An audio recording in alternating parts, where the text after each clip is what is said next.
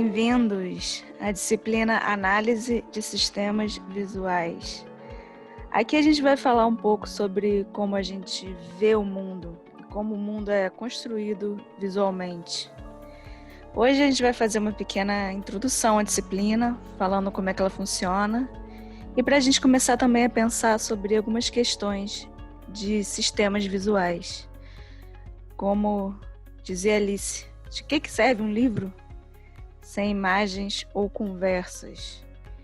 Então, nessa disciplina, a gente vai juntos olhar um pouco atrás dessa cortina e pensar como é que são essas imagens, como é que são essas conversas, como é que a gente se comunica visualmente. Um grande exemplo disso é esse quadro, que se chama A Traição das Imagens. É uma imagem sobre imagens. A gente vê ali um cachimbo e está escrito em francês: isto não é um cachimbo. Se isso não é um cachimbo, o que é isso? Isso é uma pintura representando um cachimbo. No nosso caso, é uma foto de uma pintura representando um cachimbo, ou um vídeo de uma foto de uma pintura representando um cachimbo, um GIF sobre um cachimbo, letras representando o cachimbo, letras que são formas que precisam ser aprendidas para entender que isso representa um cachimbo. Alguém que não fala português não vai saber que essa combinação de formas representa cachimbo. Quem conhece esse desenho é porque leu O Pequeno Príncipe. Nesse livro, o narrador desenhava e mostrava para as pessoas e dizia: isso é um chapéu. Só que qual era a questão? Isso não era um chapéu. Isso era uma serpente digerindo o elefante que ela tinha acabado de comer. Então ele desenha e mostra ali o interior da serpente. Ele fala que ele teve que fazer isso para que os adultos pudessem entender.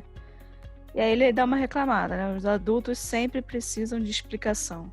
Então essa disciplina é um pouco sobre isso, sobre essa explicação, sobre o olhar dentro da serpente ou não, para quem que a gente precisa mostrar o interior da serpente, como é que a gente mostra que isso é uma cobra e não um chapéu. Quando é um chapéu, quando é uma cobra.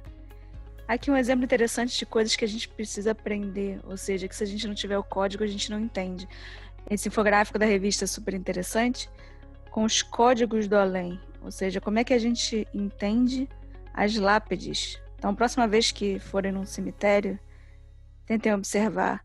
Aqui interessante, por exemplo, um anjo pensativo, ali o número 4, está dizendo que é sinal de que a família não tinha muita certeza da absolução do morto, não. Mas já no 3, o anjo que aponta ali que a família tem certeza que ele foi direto para o céu. E aí tem outras coisas como a coluna quebrada, que a gente acha que é vandalismo, mas na verdade comunica que ele é o último membro de uma família tradicional. Então várias coisas que se a gente não sabe o código, a gente não entende, mas para quem sabe, é uma comunicação não verbal. Assim como sapato, esse tipo de sapato, esse tipo de botina, em alguns círculos, a cor do cadarço comunica alguma coisa, porque já tem no repertório daquele grupo o que cada cor significa. Então, se você chegar com um sapato de uma certa cor, você está comunicando que você já foi preso. Ou se o cadarço for de outra cor, está comunicando que você já bateu no policial. De outra cor, diz que você já matou alguém.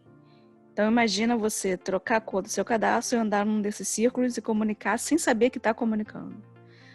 Que é uma questão complicada, porque os códigos também mudam de acordo com o contexto, tanto de tempo quanto de local.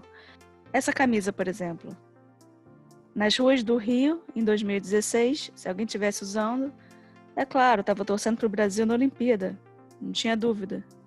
Agora, 2 anos depois, 2018, tinha uma Copa do Mundo acontecendo e tinham também as eleições presidenciais. Então, uma parte das pessoas usando essa camisa comunicava: eu estou torcendo pelo Brasil na Copa. E outra parte usava a camisa e comunicava: eu apoio um certo partido político. Olha a confusão de signos de códigos diferentes para o mesmo signo. Quando a gente fala sobre comunicação visual, a gente está falando de todo tipo de imagem que bombardeia a gente o tempo todo, nas ruas, nas redes sociais, na televisão, nos impressos. Então, legal agora, a partir de agora, a gente olhar para as imagens que a gente recebe, que a gente vê, enxergando além do que está ali, parando para pensar. Por que isso é assim? Num cartaz de filme, o mocinho, o protagonista, não está olhando para a gente, está de costas para a gente. Isso quer dizer alguma coisa? Pô, quer dizer que ele está olhando para o desafio que ele tem à frente, que o desafio dele é muito grande, ele tem uma jornada. Ou quando ele está olhando para baixo, porque aquilo ali é um teaser, é um cartaz de um filme que está no pré-lançamento, então tem que dar uma ideia de que ainda vem mais informação por aí. Ou quando não tem nenhum protagonista, quando é um símbolo, algo que não parece outra coisa, mas que representa por convenção. A gente aprendeu que isso significa alguma coisa, por isso que a gente entende. E a gente precisa ver também a combinação disso tudo, de palavras, com símbolos, com fotografia. O que elas comunicam sozinhas e o que elas comunicam juntas. Ali a câmera dizendo, não tire foto. E outra pessoa do lado tirando uma foto. Aqui também a gente vê uma representação de uma representação de uma representação. Porque essa é a foto de um boneco, né, de uma boneca, que representa um personagem numa série. Então ela nem é a boneca, nem é a personagem. Que por si só já é uma representação. Quando a gente junta palavras e imagens, o que uma influencia a outra? A foto desses 3 corações, sem essas palavras em cima, comunicam a mesma coisa? Além disso, quem está comunicando? Então a gente vê também nessa imagem que tem uma marca. Então outra coisa para a gente prestar atenção é sempre quem está assinando, quem é o emissor, quem é que está falando aquilo para a gente.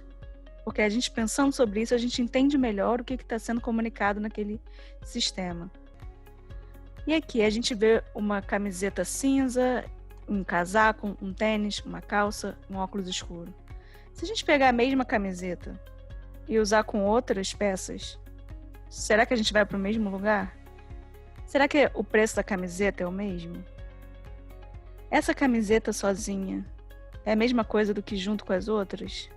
Essa camiseta com utensílios de cozinha combina do mesmo jeito? É porque a gente vê as coisas em sistemas. Então, o sistema quer dizer que as coisas estão interligadas, elas se influenciam. Assim como produtos que a gente não vê sozinho, a gente vê em conjunto com outros que estão à volta deles. Então, como é que a gente comunica algo sobre eles, levando em consideração esse sistema? Sendo que cada loja está dentro de um sistema com outros, dentro de um sistema maior, que é o capitalista. Aqui na disciplina a gente vai falar de análise de sistemas visuais. Qual a diferença de análise para projeto? Vamos pensar num telefone. Se a gente analisar o telefone, é a gente desmontar tudo, ver que pecinhas que tem ali dentro, ver onde que uma fica perto da outra, como é que funcionam. Então, ver o material de cada uma, ver quanto pesa, encostar uma na outra, ver o que acontece. O projeto é assim, quer dizer, a gente pegar tudo que a gente já aprendeu nas análises e dizer, olha, isso aqui é um novo telefone. E a gente constrói o telefone.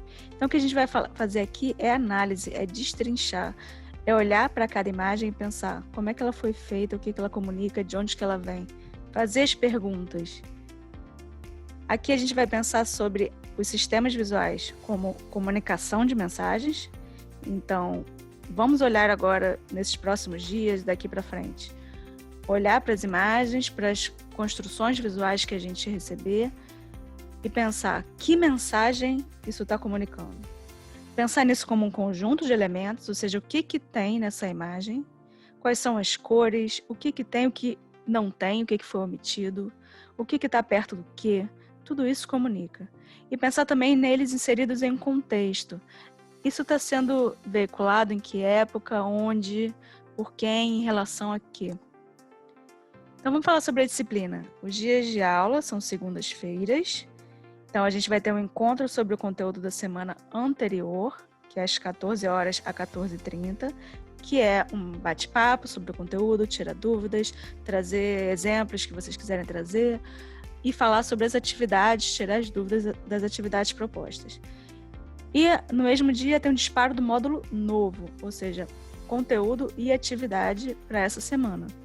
Então, a gente vai lá, começa o módulo na segunda-feira com conteúdo, passa uma atividade, tem essa semana toda para bater um papo ali no Google Classroom, trocar ideia, e aí na outra segunda a gente começa com bate-papo sobre esse módulo e lança um módulo novo.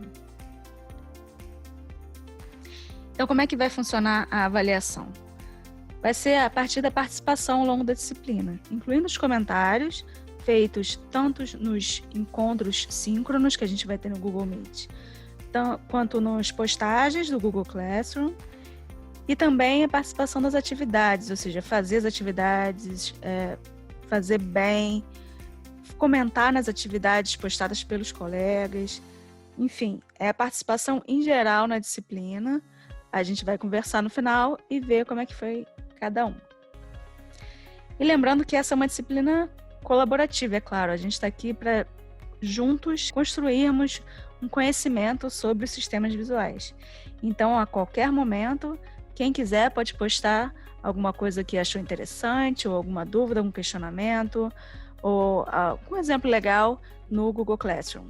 O portal está aberto para qualquer um poder publicar. Beleza? Até a próxima!